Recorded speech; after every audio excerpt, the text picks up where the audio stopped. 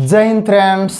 तो आज लेकर आया हूँ आपके लिए कक्षा 10वीं का बहुत ही महत्वपूर्ण सवाल जो कि बोर्ड परीक्षाओं में बार बार पूछे जाते हैं। जैसे इसमें पूछा गया है, दिए गए त्रिकोणमितीय समीकरण को हल कीजिए। यहाँ पर आपको मुख्य रूप से ध्यान देने की बात है, यहाँ समीकरण को हल कीजिए बोला गया है, अर्थात सिद्ध करने को कहा होता तो बायां पक्ष और दाहिना पक्ष लेकर सिद्ध करते। चूँकि यहाँ समीकरण को हल कीजिए बोला है तो इसको हमको हल करना पड़ेगा।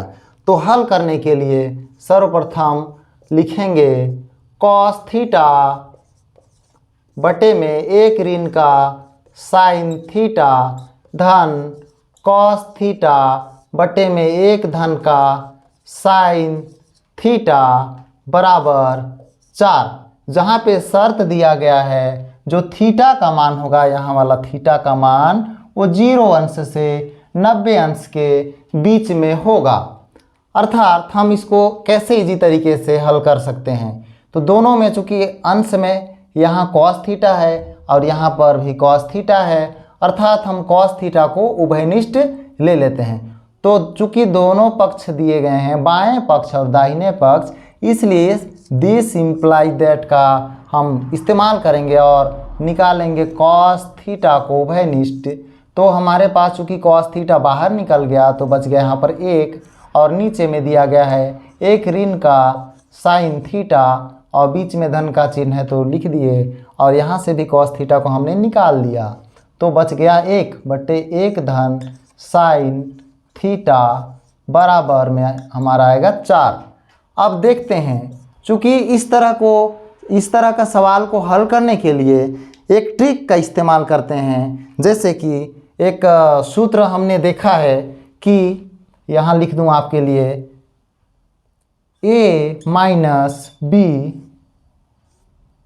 Into a plus B is equal to होता है a square minus B square. तो इसी फॉर्म में लगभग दिख रहा है हमारे पास 1 माइनस साइन थीटा और 1 प्लस साइन थीटा। तो यह कब आएगा इस फॉर्म में, जब हम इसको और इसका मल्टीप्लाई करेंगे किसी न किसी विधि से। तो हम उस मल्टीप्लिकेशन या गुणा का चिन्ह को बीच में ऐसा है उसको लाने के लिए लघुत्तम लेते हैं। तो कॉस थीटा अब ब्रैकेट के अंदर में हो जाएगा, जब इन दोनों का एलसीएम लेंगे तो 1 माइनस साइन थीटा पहले कोष्टक में, दूसरे कोष्टक में हो जाएगा 1 धन का साइन थीटा और इसके अंश में हो जाएंगे। इस तरह के जब भी दिए गए हों तो त्रियक गुणा हो जाता है, अर्थात 1 का गुणा 1 धन साइन थीटा से होगा। चूँकि एक का गुणा किसी भी संख्या से किया जाता है तो वही संख्या आता है, अर्थात यहाँ पर 1 प्लस साइन थीटा सेम लिखेंगे और बीच में धन का चिन्ह है तो धन का चिन्ह लिख दिए। एक ऋण साइन थीटा का 1 से गुणा होगा तो एक ऋण का साइन थीटा हो जाएगा और हमारे पास बराबर में 4 होगा।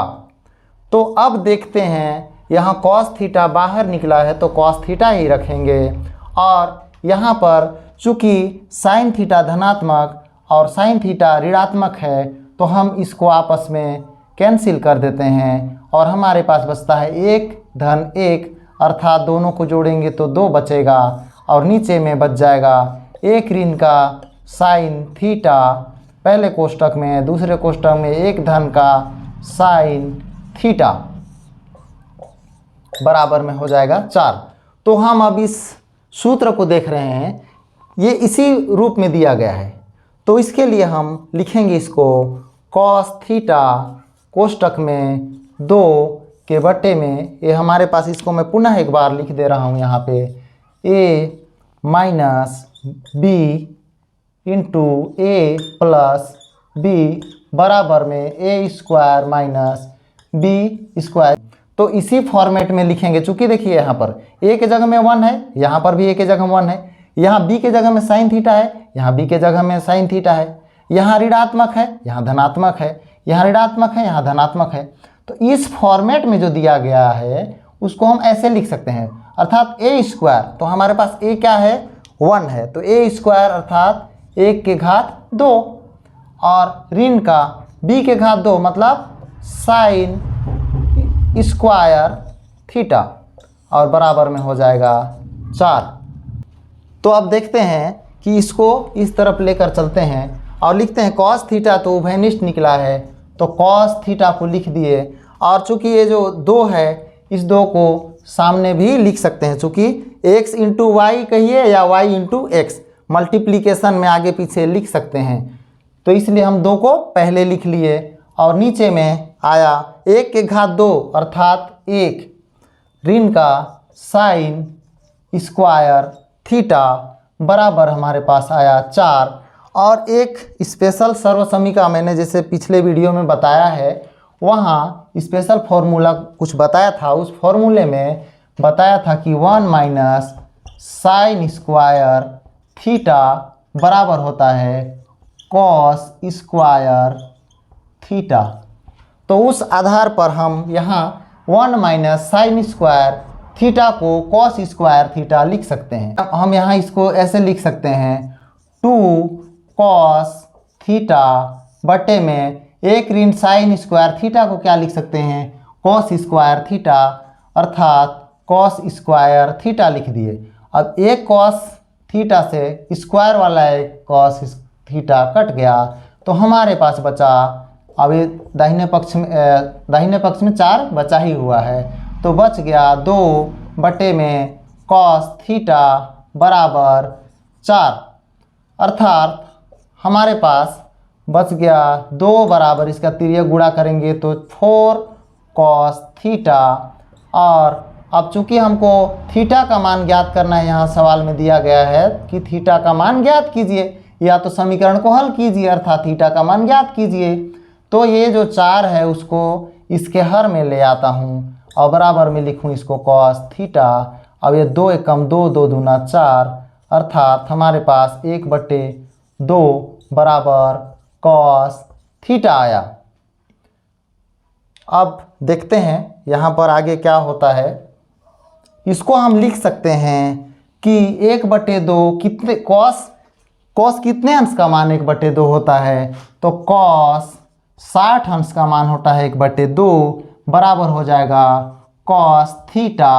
यहाँ पर कॉस और कॉस आपस में विलोपित हो जाते हैं, इसको काटना नहीं है, ये विलोपित हो जाते हैं। तो उस स्थिति में हमारे पास बचा 60 अंश बराबर थीटा, अर्थात कह सकते हैं कि जो थीटा का मान होगा वो 60 अंश होगा। तो ये हमारे पास आंसर प्राप्त हो गया। अब इसी का अगले वीडियो के साथ मैं अगले वीडियो में आऊँगा। और तो इस तरह से थीटा का मान 60 अंश प्राप्त हुआ। इसी तरह का और अन्य सवाल के साथ अगले वीडियो में आऊँगा। तब तक इस channel maths is GR with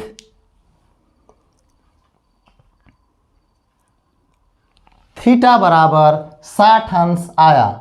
इस प्रकार हम नेक्स्ट वीडियो के साथ मिलेंगे। तब तक हमारे channel maths is fun with GR को सब्सक्राइब कीजिए और बेल आइकन को दबाना ना भूलें, ताकि आपको इस प्रकार हमारे पास थीटा का मान 60 अंश आ गया, यही हमारे पास आंसर है। इस तरह के और भी वीडियो देखने के लिए हमारे channel maths is fun with GR को सब्सक्राइब कीजिए, लाइक कीजिए, शेयर कीजिए और कमेंट करना बिल्कुल भी ना भूलें और बेल आइकन को दबाना बिल्कुल ही ना भूलें, ताकि कोई भी आपका वीडियो मिस ना हो। वीडियो देखने के लिए बहुत थैंक यू।